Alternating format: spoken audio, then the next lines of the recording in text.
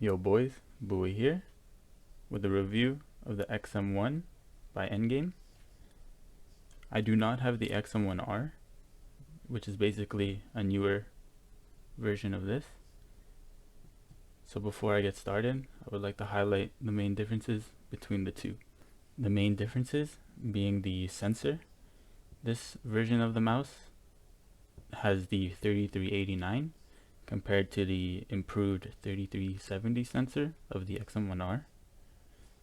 The main switches on the XM1R have KL 8.0s compared to the Omron 50Ms. The side buttons of the XM1R are TTC greens that have a higher lifespan and are more tactile compared to the TTC reds on this version. The skates of the XM1R support the 4 small and the big skate of the XM1 RGB compared to this version that just supports the 4 small skates. And the cable of the XM1R was changed to be more durable and less floppy compared to this version. So if you are interested in this mouse, I would suggest just going with the XM1R version, as it is newer and the changes do fix some of the issues that I did have with this mouse. With those differences out of the way, we can finally get started with Endgame's XM1 review. Let's go in. First thing I want to talk about is the shape of the mouse. As you can see, the hump is towards the back of the mouse, and the front of the mouse is a lower profile. So when you grip the mouse, your hand naturally wants to go in a claw shape. And honestly, this is where this mouse excels. If you have medium to large hands like mine, they are 19 by 10 centimeter, this mouse just feels perfect in hand if you are a claw gripper. With larger hands, this may be a little bit difficult, as the shape of the mouse on the sides, they do get narrow towards the bottom. So if you do have large hands and know you like wider width, I would maybe not suggest going with this one, as the width of the mouse gets really narrow towards the bottom where you're going to be gripping the mouse. This mouse is also fine in fingertip if you do want a fingertip. It's not the greatest for fingertip, as it is 70 grams, so it's not the lightweight mouse, but I still do consider it a lightweight mouse, but it is on the heavier side of lightweight mouse. But yeah, it is you can fingertip this, but I would highly suggest going with the claw, and I would avoid this if you are a palm gripper. Now onto the clicks of the mouse, and honestly, I love these clicks. Even though they are Omron 50Ms, they just sound and feel super responsive, and there's no side play, barely, nothing noticeable. They feel super responsive, and they feel really nice. And they are much improved actually in the XM1R versions with the KL 8.0s. And as far as these side buttons, I have no complaints with these side buttons. I actually really like these side buttons.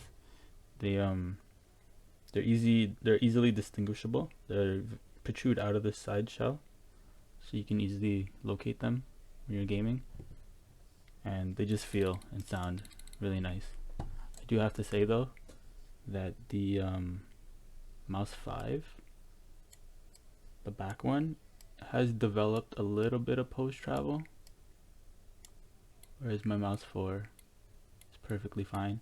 But this is after months of use. This has been my main for was my main for about 6 months.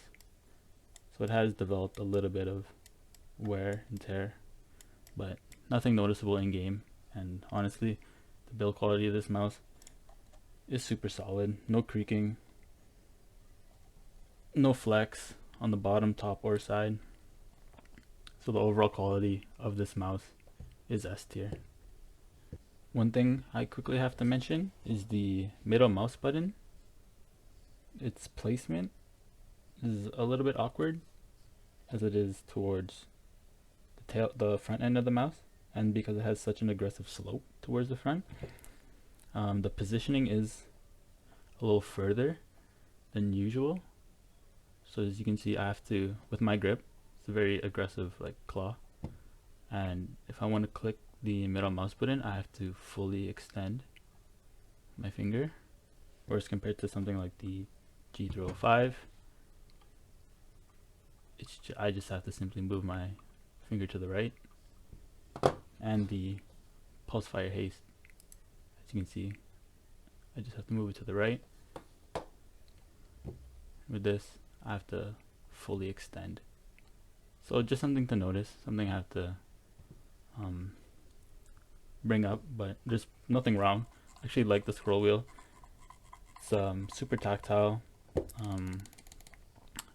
The weight needed to actuate the middle mouse button was changed in the XM1R version, so it is a little bit easier to click, but I honestly don't have any issues or problems. So, but yeah, I just thought I'd mention that the middle mouse button location, I guess, is a little awkward.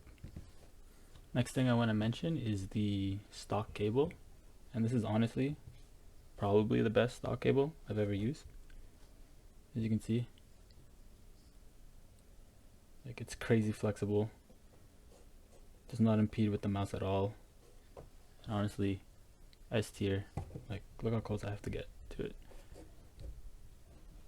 This thing's crazy. So yeah, S tier cable. Now onto the sensor, and this has the 3389 sensor, which is a top tier sensor, but they've actually improved it in the XM1R version with the 3370. And yeah, no problems here with the sensor. It's really good, super solid. The skates on this mouse are super solid as well, no problems. The glide is super nice, and if you do prefer the larger skate in the back, the XM1R is compatible with that. Another thing I want to mention is the coating of this mouse. I have really sweaty hands, and the coating of this mouse is honestly perfect. This is like one of the only mice that I will not need grips for. It's super grippy, and it just feels super nice in hand.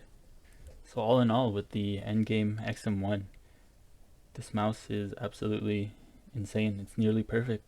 From the cable, it's probably the best stock cable I've ever used, to the clicks, super responsive, super clicky, no problems with the clicks. The build quality, absolutely insane, with some minor issues to my mouse 5, but honestly, after like 6 months of heavy use, it's virtually nothing.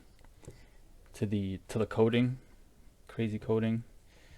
Yeah, and the shape, if you're a claw gripper with medium to large hands, I don't think there's any better than this. And the price here in Canada, it's $80, so it's a little bit on the higher end, I guess, but it's 100% worth it. And the main and only reason why I don't main this mouse anymore is because I transitioned from claw to fingertip. And although this mouse is good for fingertip, I have found better mice for my hands for fingertip. But in fingertip, it's perfectly fine too. But otherwise, if I was still in claw, this would be my main mouse.